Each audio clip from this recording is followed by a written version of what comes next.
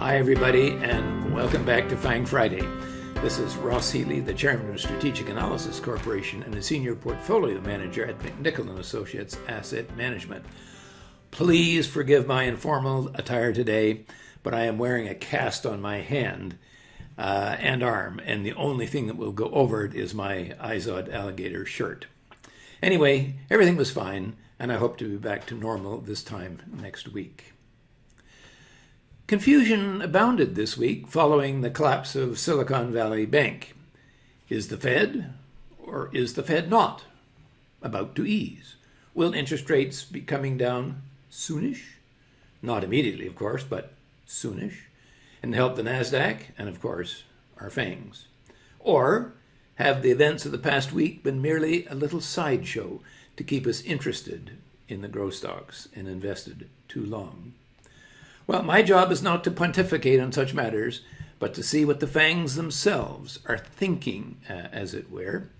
But I have to say that if they are thinking anything, they are keeping it close to the vest.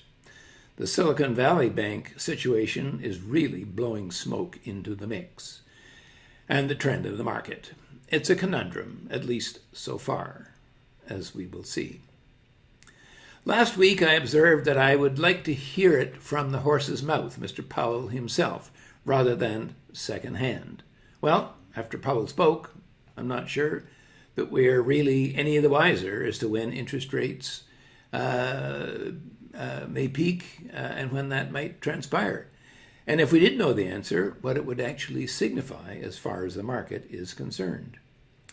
Anyway, the high-tech stocks, led by the FANGs, had been on fire for the past few days, regardless of recent earnings and business results.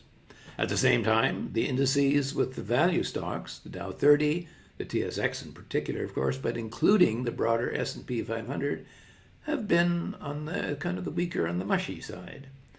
So with the admonition that almost nothing that occurred in the past week was, I believe, helpful in looking forward, let's take a look at what did occur and what signals investors have given, if any. But before we take a close look at the FANGs and what has been going on, as always, I do like to say thanks to everyone who likes this video and all our subscribers. It really helps to grow our channel, and we appreciate it greatly. Okay, well, let's start off with Meta, which just continues to go from strength to strength. And, well, you know what Zuckerberg is aiming to do, eh? He's aiming to get that earnings and fair market value trend back to where it was when the stock was way up here at its peak, at its bubble price of 7.4 times book. And already you can see that the analysts are sort of going with him, and there's been a sharp turn-up in the fair market value. Anyway, as I say, the stock seems to go from strength to strength. NVIDIA, I kind of warned last week, we had a little peek out over its HB5, which is 26 times book value, and now the stock looks as if it is actually breaking out, and if it does, maybe heading back to its HB6, which is 33 times book. That would be the third time in 23 years that the stock had reached that level. The first time was back in 2000, and the last time was just about a year ago. So it's going to be interesting to see what happens if, as and when, it gets there this time around. Netflix, well, you remember Netflix, it had a perfect hit at its bubble price, as I had warned you for some period of time. A perfect hit and a one breakpoint setback right to its MSG price. That's 5.5 times book value. It's bounced a couple of times for a nice trade. Now, you'll see, by the way, that the fair market value line here has turned up. And I'm going to be interested to see what happens when the first quarter is reported, because if you remember, when they reported their fourth quarter, they did give us a caution about the first quarter, and it'll be interesting to see what the effect is on the analysts' earnings forecast and whether that uptrend remains. Tesla, beautiful hit on its bubble price, and then a 1-2 breakpoint bounce, and then a kind of a rolling over kind of a pattern.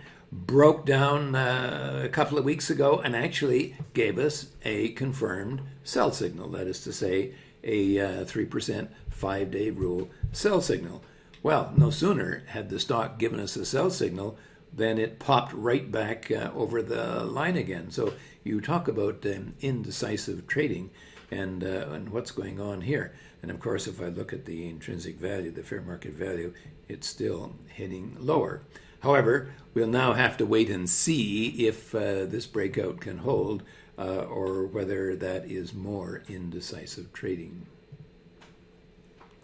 Amazon had a perfect hit at its bubble price, and I had been fully expecting that we were going to get a setback to its mid-super growth price, again, 5.5 times book value, which is a very, very, very long-term low for the stock. However, didn't quite get there and has rallied. However, when I look at the trend of its fair market value, I am not necessarily encouraged that this latest little uptick is anything more than a counter-trend move.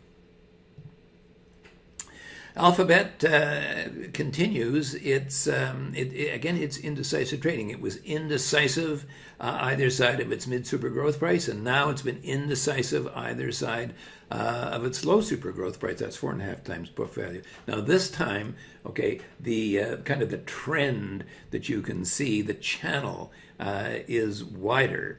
And well, we'll be interested to see what happens when it gets to the top of that channel there, and conversely at the bottom, if as and when it gets there. But right now, indecisive trading makes me a bit concerned. The same thing, by the way, with Microsoft too. Again, it has a wide channel, very much like Alphabet. What the difference, I think, between the two is that the intrinsic value, the fair market value for Alphabet has ticked up a little bit, whereas that of Microsoft remains fairly flat, which is a little bit surprising, I think, perhaps given the potential impact of that ChatGPT. We'll have to see whether more encouragement comes into this stock or not.